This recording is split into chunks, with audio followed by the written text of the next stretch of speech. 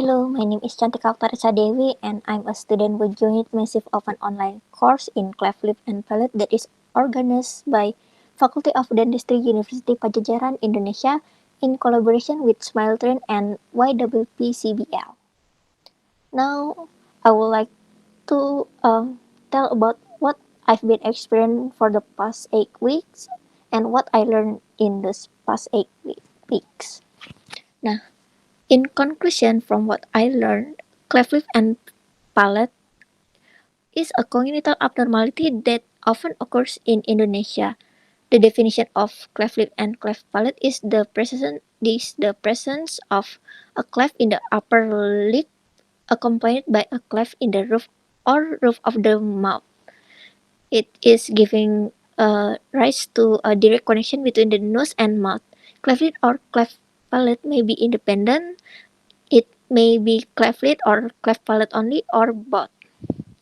In Indonesia, the number of patient with cleft lip and cleft palate occurs around 3,000 to 6,000 birds per year, or 1 baby per 1,000 birds. The most common cases were cleft lip and palate as much as 46%, and cleft palate or isolated cleft palate as much as 33%, and cleft lip alone is 21%. Cleft, clefts on one side are 9 times more common than clefts on both sides or bilateral cleft. Also, cleft on the left are 2 times more common than the right, and the males are more dominant in having cleft lip and palate, while women are more likely to experience cleft palate only. Also, uh, cleft lip and cleft palate are birth defects of the mouth that form during early fetal development. The genetic mutation that cause cleft lip and palate cannot be prevented, but pregnant women can take certain precautions to prevent environment exposure that can increase the risk of having a child born with cleft lip or cleft palate. Okay, so what could a pregnant woman do to um, what could pregnant women do uh, to decrease the risk of having a baby with cleft lip or cleft palate? They could consult a genetic counselor if they have a family history of cleft lip and cleft palate before having children. Immunization also reducing the risk of infection during pregnancy, and then they could consuming the right foods and vitamin before pregnancy, uh, taking folic acid supplements or taking other multivitamins and minerals. And then they should avoid taking any medication before obtaining prior approval of doctors. And then they should avoid smoking and avoid using illegal drugs and alcoholic beverages.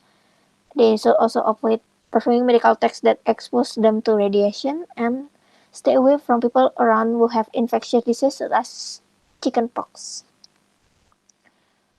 Okay, so based on that, what could in conclusion, what could we do to uh, prevent cleft lip and cleft palate and in Indonesia, such as we as a medical student could learn more about cleft lip and cleft palate, and then we make we should give education to pregnant women and for public and for the public, so they could learn more about cleft lip and cleft palate, and they should know about what the risks of cleft lip and cleft palate, about what should they do for preventing that, and then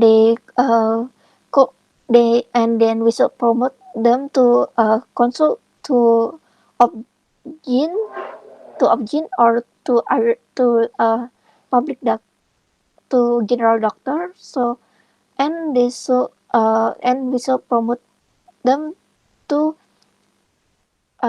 take multivitamin, or more likely for pregnant women to take folic acid. So the nutrition that pregnant women get is enough for them and for the safety of the baby. so they could reduce the risk of having a baby with a cleft lip or cleft palate. Okay, that's all. Thank you so much for the opportunity.